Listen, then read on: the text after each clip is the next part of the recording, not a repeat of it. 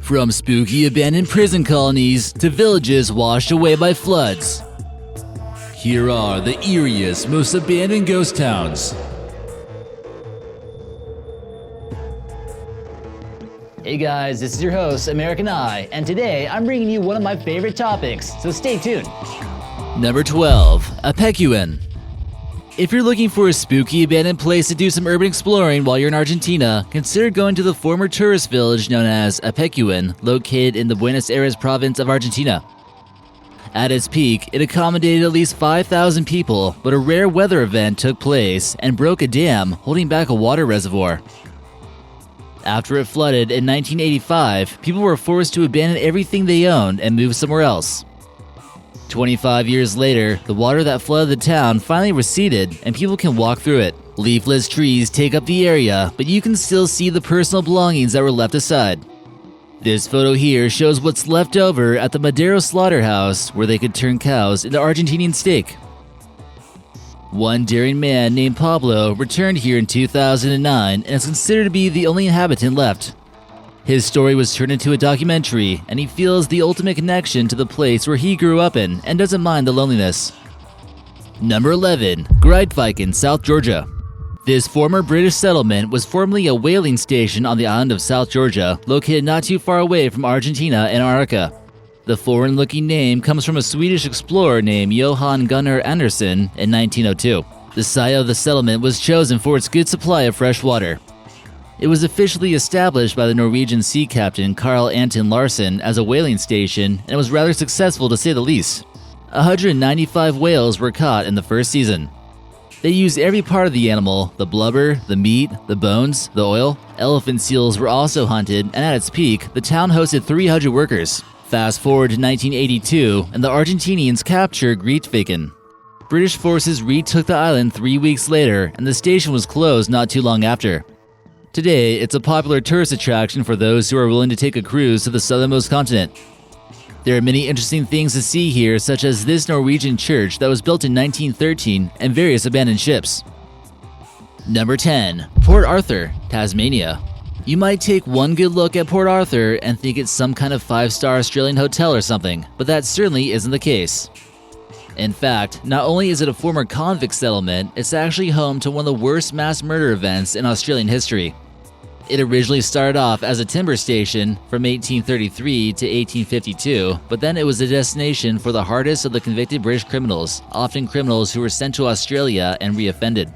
Although it was considered to be one of those prisons where escape was impossible, some convicts managed to get out.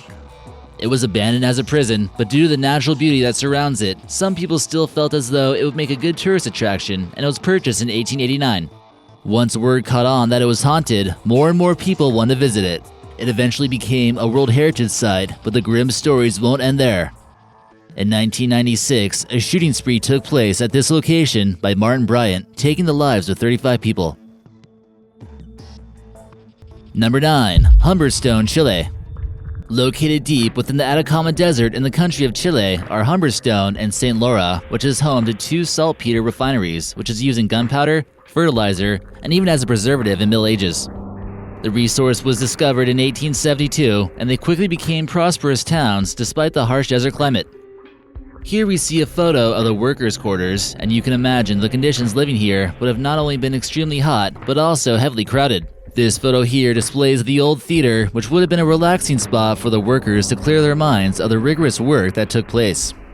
There are quite a few old factories, such as this one in Humberstone, that's actually been abandoned for quite some time now. Financial problems with the mines were enough to eventually close them all down, as well as the towns that were built here. Number 8. Terlingua, Texas.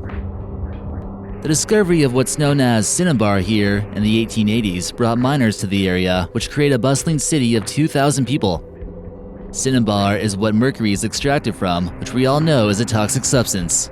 But nonetheless, miners need mercury to purify gold and for other reasons.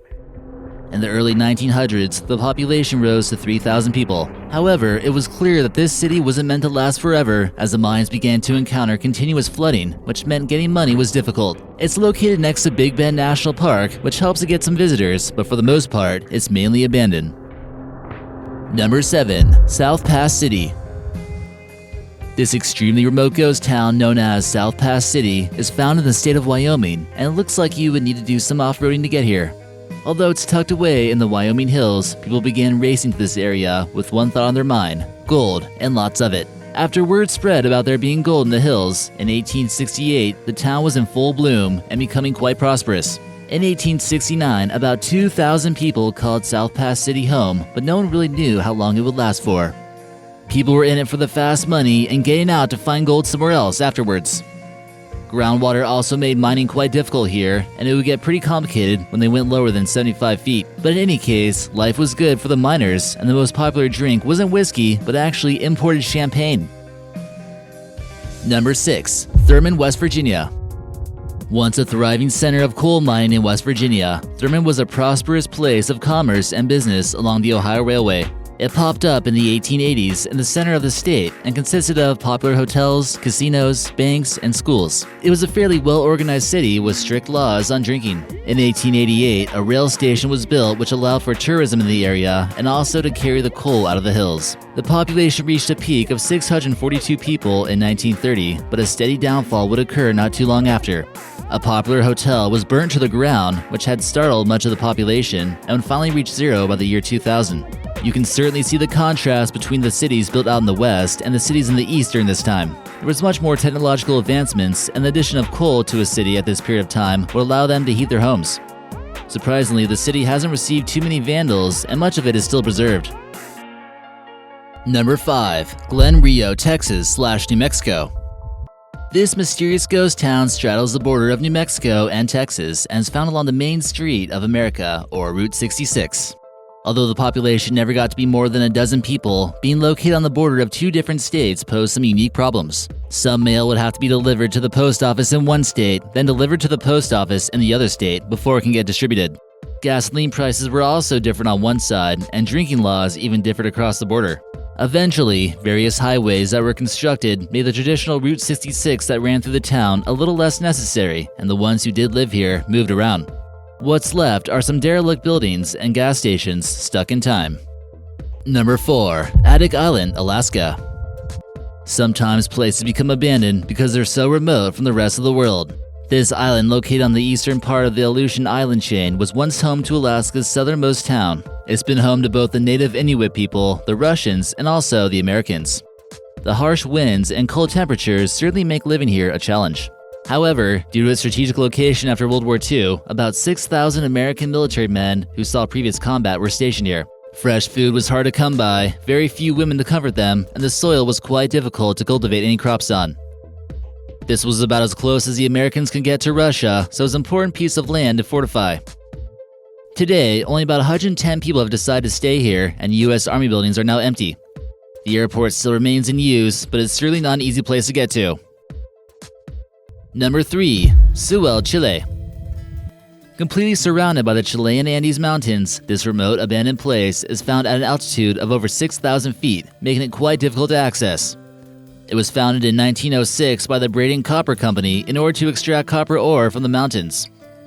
By 1915, the town was well organized with the addition of a hospital, a fire department, and a social club. Buildings were mostly made of timber and were displayed with bright colors like we see here. The large town grew up to 12,000 people in 1918, and at its peak in the 1960s, that number grew to 16,000 people.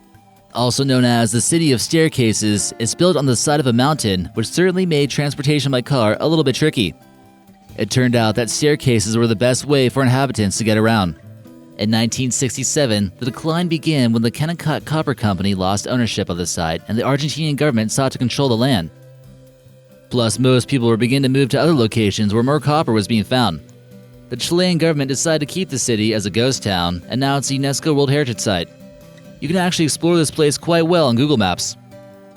A lot of the buildings still look to be in good condition, but you can tell no one's living here. Number 2. Kayakoy, Turkey.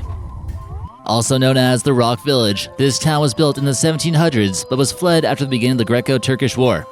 Much violence swept over the town due to religious differences among the Greek Orthodox and the Anatolian Muslims of Turkey.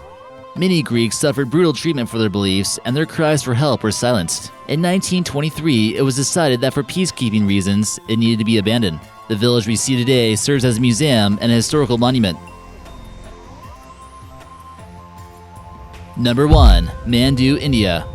This fortress rock town was closed down, not because they were out of gold, and not because it's toxic, but in order to preserve the ancient architecture. The town has been around since the 6th century, and it gained prominence during the 10th and 11th century under the Paramaras. Due to its strategic location and natural defenses, it was an ideal area for a military outpost for various reasons, and even homes for various sultans, khans, and shahs. Many palaces were built, such as the one we see here, that belonged to Baz Bahadur. Once the Hindus took over the city, they shifted power to a new capital, which reduced the population. Today, it's quite a unique ghost town, and we're sure there's some things here that might scare you a little bit. So which one did you think was the creepiest? Let us know in the comments section, and maybe we'll feature you in an upcoming video.